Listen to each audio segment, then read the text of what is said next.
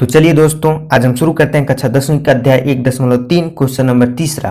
Question number तीसरा आपके book में दिया है, सिद्ध कीजिए कि निम्नलिखित संख्याएं अपरिमेय है। इसमें पहला दिया है 1/√2। इसको हमें सिद्ध करना है कि ये एक अपरिमेय है। तो पहले वाले को हम सॉल्व करते हैं। देखिए पहला वाला क्या दिया है, 1/√2। तो इसको सिद्ध करना है कि ये एक अपरिमेय है। तो हम इसको सिद्ध करने से पहले इसको मान लेंगे, इसके विपरीत हम ये मान लेंगे कि 1/√2 क्या है, एक परिमेय संख्या है। इसके विपरीत हम ये मान लेंगे कि 1/2 एक परिमेय संख्या है, एक परिमेय संख्या है। हम ये मान लिए हैं, बस ये माने हैं कि 1/√2 क्या है, एक परिमेय संख्या है। ठीक, इतना हो गया। अब देखिए, अगर ये 1/√2 को एक परिमेय संख्या माने हैं तो इसे कैसे लिख सकते हैं? इसे लिख सकते हैं हम 1/√2, तब यहाँ पे लिख दीजिए तब 1/√2 बराबर a/b। a/b मतलब कोई भी परिमेय संख्या कैसा होता है, p/q के रूप का होता है। p/q यानी मतलब वो p/q के रूप में रहता है। तो इसलिए हम a/b लिख दिए हैं। 1/√2 के बराबर हो गया है a/b। ठीक, जहां a और b क्या है, जहां a और b सहभाज्य है, जहां ab क्या है, ab सहभाज्य है, जहां ab सहभाज्य है और b 0 के बराबर नहीं है। अब ये सहभाज्य क्या होता है? सहभाज्य का मतलब ऐसी संख्या जिनका HCF 1 हो, या फिर ऐसी दो संख्या जो सिर्फ 1 से कटे, उसी को हम सहभाज्य कहते हैं। तो इतना हो गया। अब आगे देखिए, अब देखिए क्या माने थे, 1/√2 बराबर में एक a/b, इतना माने थे ना। अब देखिए ये हो गया, कितना माने थे, 1/√2 बराबर में a/b, इतना हो गया। अब b को यहाँ पे ले लेंगे और इसको यहाँ पे ले लेंगे। देखिए तो हो जाएगा b बराबर करोड़ी में 2 और a, हो गया। इतना हो गया ना। और फिर इस a को इसके नीचे ले लेंगे तो b/a बराबर करोड़ी में 2। अब देखिए ये b/a है, ये किस रूप में है, ये p/q के रूप में है। तो जब ये p/q के रूप में है तो ये एक परिमेय संख्या हुआ। लेकिन हमें पता है कि √2 क्या है, √2 एक अपरिमेय संख्या है। ये परिमेय हो गया, ये अपरिमेय हो गया। तो इसलिए हम यहाँ पे लिख सकते हैं b/a p/q के रूप में है। अतः यह परिमेय संख्या होगा। यह मतलब कौन, b/a। अतः यह परिमेय संख्या होगा। लेकिन करोड़ी में 2 क्या है, अपरिमेय संख्या है। करोड़ी में 2 क्या है, अपरिमेय संख्या है। ठीक है, ये तो हमें पता है, ये करोड़ी में 2 क्या है, एक अपरिमेय संख्या है। तो इतना हो गया। अब देखिए, अब हम लिख सकते हैं कि यह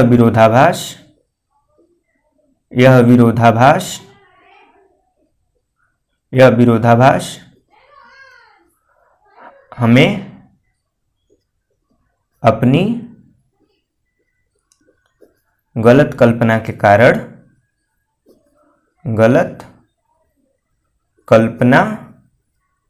कारण प्राप्त हुआ है कि करोड़ी में 2 एक परिमेय संख्या है। अतः हम निष्कर्ष अतः हम निष्कर्ष निकालते हैं कि अतः हम निष्कर्ष निकालते हैं कि करड़ी में दो एक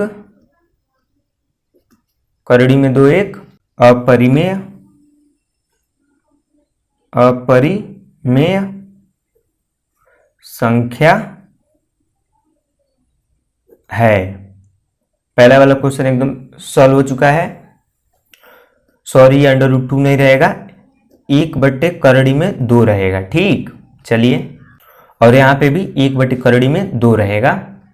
ठीक है, अब हम बात करते हैं क्वेश्चन नंबर दूसरे की। क्वेश्चन नंबर दूसरा दिया है 7√5। इसे हमें सिद्ध करना है कि यह क्या है, यह एक अपरिमेय संख्या है। ठीक, तो देखिए अब हम इसको भी सॉल्व करते हैं। अब कैसे सॉल्व करते हैं, ये देखिए एकदम आसान तरीके से। अब इसको हम इसके विपरीत मान लेंगे कि ये क्या है, ये एक परिमेय संख्या है। इसके विपरीत हमने माना कि यह एक परिमेय संख्या है। परिमेय संख्या तो इसे कैसे लिख सकते हैं, 7/5 बराबर में a/b, जहां a और b क्या है, जहां ab सौभाज्य है, मतलब उसका HCF 1 होगा, या फिर ऐसी दो संख्या जो सिर्फ 1 से कटेंगी। सौभाज्य है और b 0 के बराबर नहीं है। इतना तो हो गया।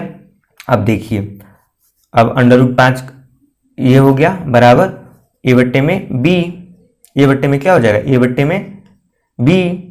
अब देखिए यहाँ पे 7 था ना, तो ये 7 नीचे आ जाएगा। यहाँ पे 7 था, तो ये जब ऐसे लिखेंगे तो ये नीचे आ जाएगा। इतना हो गया। अब देखिए अब ये कैसे है, यह p/q के रूप में, p/q के रूप में है ना, p/q के रूप में, तो यह क्या होगा, यह एक परिमेय संख्या होगा। तो इसे हम लिख सकते हैं कि a/7b p/q के रूप का है। अतः यह परिमेय संख्या है। ठीक, अतः क्या है, अतः यह एक परिमेय संख्या है। यह परिमेय संख्या है, लेकिन हमें पता है कि √5 क्या है, एक अपरिमेय संख्या है। लेकिन करड़ी में 5 एक अपरिमेय संख्या है। करड़ी में 5 क्या है, एक अपरिमेय संख्या है। अतः हम लिख सकते हैं कि हमें यह करड़ी में 5 नहीं, 7/5 एक परिमेय संख्या है। सॉरी 7 नहीं रहेगा। हमें यह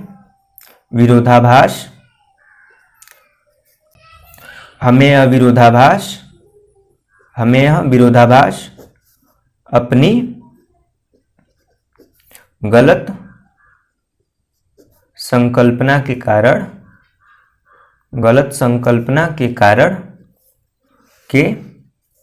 कारण प्राप्त हुआ है कि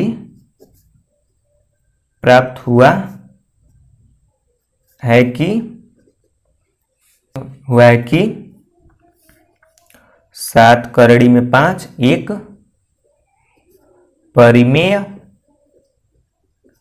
संख्या है। अतः हम निष्कर्ष निकालते हैं कि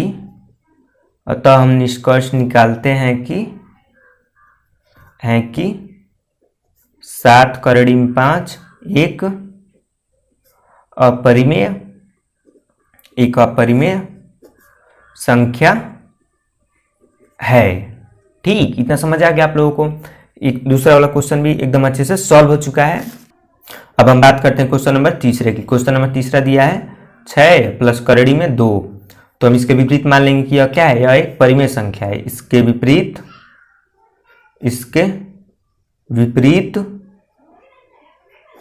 हमने माना कि 6 प्लस करड़ी में 2 एक परिमेय संख्या है, ठीक है। परिमेय संख्या इसे कैसे लिख सकते हैं हम, 6 प्लस करड़ी में 2 बराबर a बटे में b। इतना हो गया।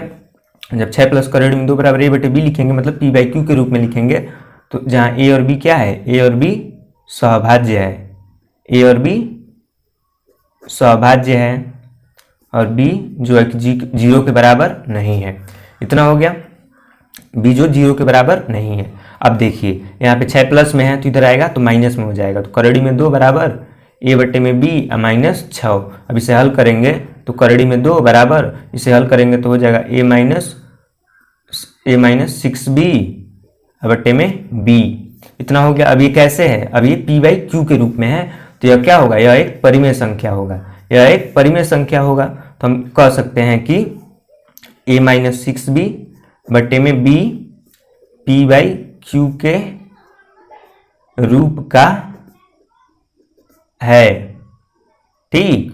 अतः यह परिमेय संख्या है। लेकिन हमें पता है कि करड़ी में 2 क्या है, करड़ी में 2 एक अपरिमेय संख्या है, लेकिन करड़ी में 2 एक अपरिमेय संख्या है, ठीक। तो हम यह लिख सकते हैं कि हमें यह विरोधाभास अपनी गलत कल्पना के कारण प्राप्त हुआ है कि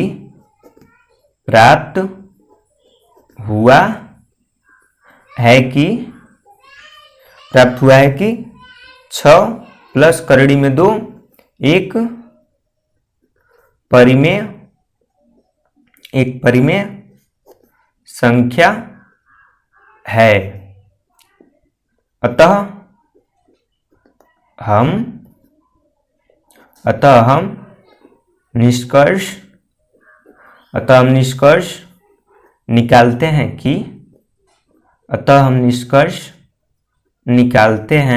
कि 6 प्लस करड़ी में 2 एक अपरिमेय संख्या है, ठीक है। तो ये तीसरा क्वेश्चन भी पूरी तरह से सॉल्व हो चुका है। अगर ये लेक्चर आपको अच्छा लगा है तो इसको लाइक करिएगा, चैनल को सब्सक्राइब करिएगा और हमारे साथ जुड़े रहिएगा। अब मिलते हैं नेक्स्ट वीडियो में। जय हिंद।